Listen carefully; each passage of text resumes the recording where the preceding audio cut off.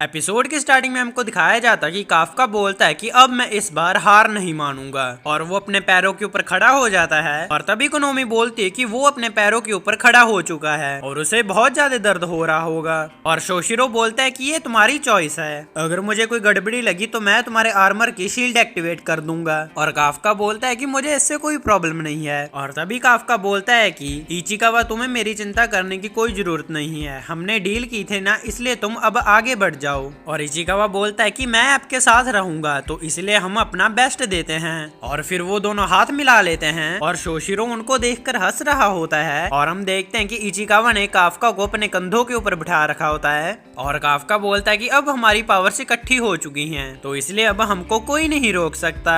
और इचिकावा बोलता है कि ये कितना अजीब लग रहा है, इसलिए आप इस तरह चीखना बंद कीजिए। और काफका बोलता है कि अब तुम मेरे पाँव हो तो इसलिए तुम अपने सूट की मदद से मुझे आगे ले चलो। और इचिकावा बोलता है कि आप काइजू की नॉलेज से अटैक को हैंडल कीजिएगा। और तभी शोशिरो उनके ऊपर हंस रहा होता है और वो बोलता है कि हमको इन दोनों को पास कर देना चाहिए, ये हमको हंसा आकर हमारी टेंशन दूर कर दिया करेंगे। और तभी काफका बोलता है कि चलो फिर हम किकोरू को पकड़ते हैं। और ये सुनकर इचिकावा और भी तेज दौड़ने लगता है और हम देखते हैं कि सभी अलग अलग काइजू से लड़ रहे होते हैं। और फुरुआशी बोलता है कि मैं सबसे पहले उस बड़े वाले काइजू के पास पहुँच कर रहूंगा। और तभी किकोरू उससे आगे निकल जाती है और वो रास्ते में आने वाले हर एक काइजू को मार रही होती है। और तभी इचिकावा बोलता है कि सर आप तैयार रहना, जब हम उसके पास पहुंच जाएंगे हमको उसको सपोर्ट करना होगा। और हम देखते हैं कि किकोरू तो हर एक काइजू को मार रही होती है। और तभी इजुमो बोलता है कि लगता है कि ये किसी को अपनी हेल्प नहीं करने देगी। और किकोरू उस काइजू को मारने जा रही होती है और वो वहाँ से एक रॉड उठा लेती है और वो उस रॉड की मदद से दो काइजू को मार देती है। और तभी कोनोमी बोलती है कि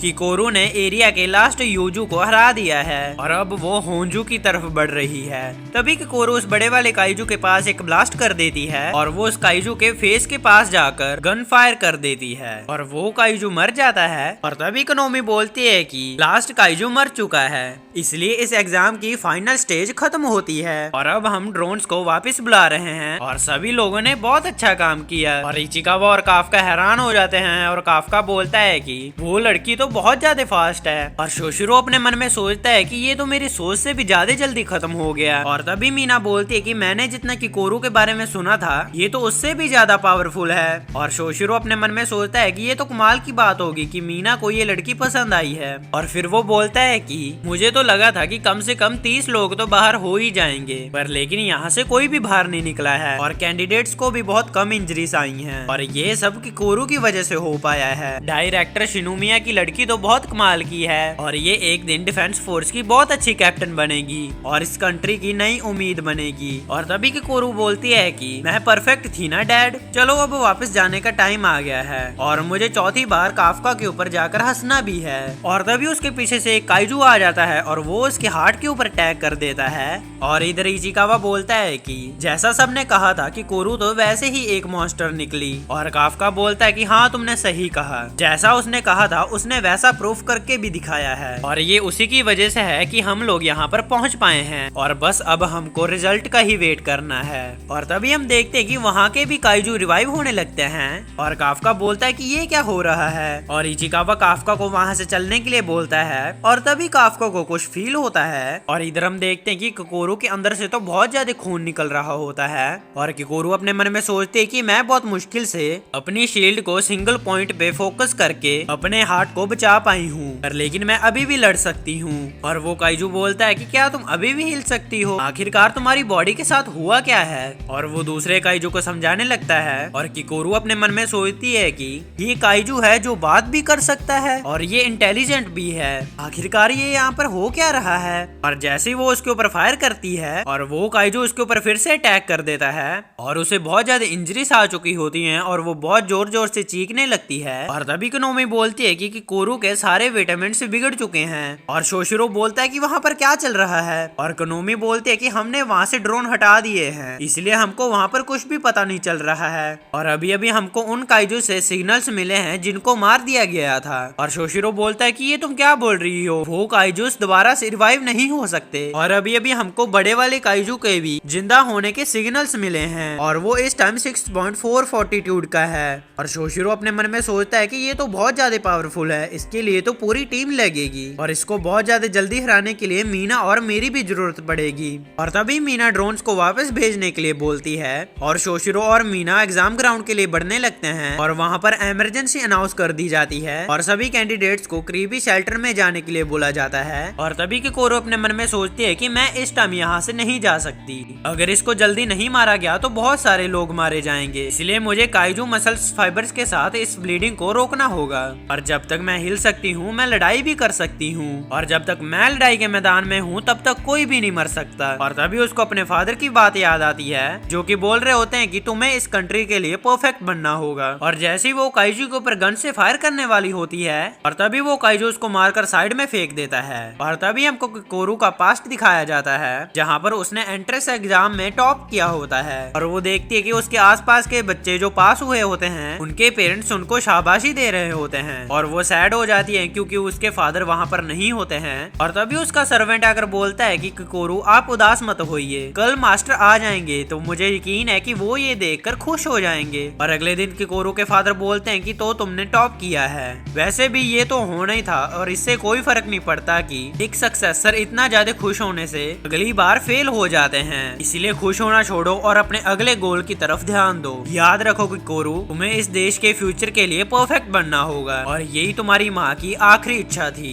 और फिर हमको प्रेजेंट का सीन दिखाया जाता है और किकोरू बोलती है कि मैं अभी भी हार नहीं मानूंगी, मैं अभी भी लड़ सकती हूँ। और जब वो फायर करने वाली होती है तभी वो काइजू उसको फिर से मारकर साइड कर देता है और किकोरू अपने मन में सोचती है कि चाहे मेरी एक बाजू टूट चुकी है पर लेकिन मैं अभी भी इससे लड़ूंगी। और हम देखते हैं कि उसके हाथ से उसकी गन नीचे गिर जाती है और वो जोर जोर से चीखने लगती है और उस काइजू के सींग दोबारा से रीजनरेट हो जाते हैं। और तभी किनोमी बोलती है कि हमें बड़ा वाला काइजू दिख गया है और उसके सामने किकोरू इंजर्ड पड़ी हुई है और ऊपर से उस काइजू के सींग दोबारा से आ चुके हैं और वो अटैक करने के लिए आसपास से एनर्जी इकट्ठा कर रहा है और वो काइजू एनर्जी को इकट्ठा करना शुरू कर देता है। और किकोरू अपने मन में सोचती है कि क्या ये मेरा एंड है, मुझे माफ कर देना डैड कि मैं परफेक्ट नहीं बन पाई। और तभी काफका बोलता है कि तुमने बहुत अच्छा काम किया है किकोरू। और किकोरू बोलती है कि तुम यहाँ पर क्या कर रहे हो और वो काइजू उसके ऊपर अटैक कर देता है और काफका उस अटैक को रोक लेता है और खुद काइजू में ट्रांसफॉर्म होकर बोलता है तुमने बहुत मेहनत वाला काम किया है, अगर तुम यहाँ पर नहीं होती तो कोई ना बच पाता यहाँ पर, और अब ये तुम मेरे ऊपर छोड़ दो और तुम रेस्ट करो।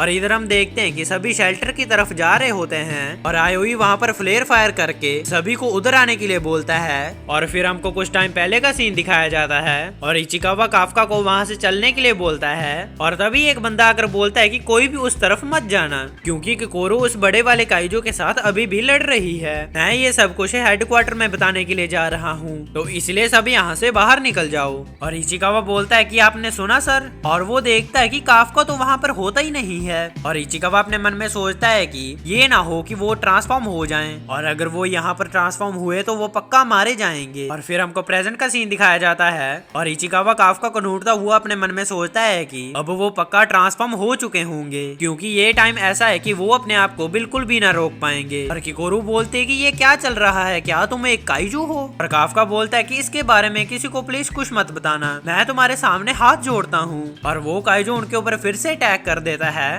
और काफका उसके अटैक को हाथ मारकर दूर फेंक देता है। और काफका बोलता है कि मैं तुम्हें इसके बारे में सब कुछ बताता हूँ पर लेकिन इससे पहले मैं इसको मार तो दूं और तुम तब तक के लिए आराम करो। और तभी किनोमी बोलती है कि मुझे उस काइजू के पास एक और काइजू की एनर्जी दिख रही है। और शोशिरो बोलता है कि क्या तुमको कुछ दिखाई दे रहा है? और किनोमी बोलती है कि मैं कुछ नहीं देख पा रही हूँ क्योंकि वहाँ का ड्रोन खराब हो चुका है और इस नए वाले काइजू का फॉर्टिट्यूड 9.8 है। और शोशिरो बोलता है कि ये नहीं हो सकता बिल्कुल भी, मुझे लगता है कि उस धमाके की वजह से वहाँ का मेजरमेंट सिस्टम खराब हो चुका है और अगर ये सच हुआ तो ये हिस्ट्री का सबसे ताकतवर काइजू होगा। और वो काइजू काफका के ऊपर अटैक करने आ रहा होता है और काफका बोलता है कि मुझे माफ करना, मेरे पास ज्यादा टाइम नहीं है तो इसलिए मुझको तुमको एक ही पंच में खत्म करना होगा। और फिर वो दोनों एक दूसरे को मुक्का मारते हैं और हम देखते हैं कि उस मुक्के की वजह से उस काइजू की चमड़ी उसकी हड्डियों से अलग हो चुकी होती है और उसके टुकड़े टुकड़े हो जाते हैं और वहाँ पर खून की बारिश हो जाती है। और ये देखकर किकोरू बहुत ज्यादा शॉक हो जाती है और काफका बोलता है कि चलो देखते हैं कि तुम इसके बाद भी जिंदा हो पाते हो। और हम देखते हैं कि उस काइजू के कुछ ऑर्गन्स हिलने लगते हैं और काफका बोलता है कि मैं तो मजाक कर रहा था, प्लीज जिंदा मत हो दोबारा से। और तभी वो ऑर्गन्स हिलना बंद कर देते हैं और काफका बोलता है कि मुझे इस तरह डराना बंद करो। और तभी किकोरू के पीछे एक काइजू अटैक करने आ रहा होता है और काफका जल्दी से भागकर आकर उसको मार देता है और वो बोलता है कि लगता है कि तुम ठीक हो, मुझे ये देखकर बहुत खुशी हुई और मुझे तुमको एक बात कहनी है